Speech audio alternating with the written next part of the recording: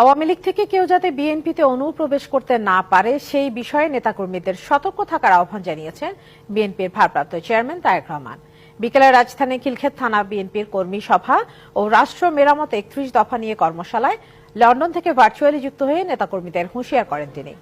দলের নেতাকর্মীদের উদ্দেশ্যে তিনি বলেন, বিএনপির লক্ষ্য উদ্দেশ্য হবে ৩১ দফা বাস্তবায়ন ও মানুষের আস্থা অর্জন করা। দলের ভাবমূর্তি নষ্ট হয় এমন কাজ করলে কঠোর ব্যবস্থা নেওয়ার হুঁশিয়ারি দেন তিনি। বলেন, মানুষের ঘরে ঘরে গিয়ে ৩১ দফা পৌঁছে দিতে হবে।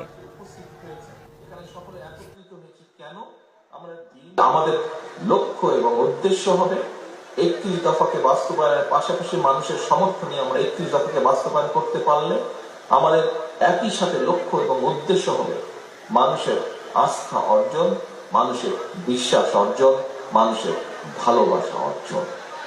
এর বাইরে যদি রাজনৈতিক কর্মী হিসাবে আমরা অন্য কোনো দিকে নজর দিই, বিশ্বাস করুন আজ না হলে কাল, কাল না হলে নিশ্চিত পরশু আপনি ছিটকে পড়ে যাবেন।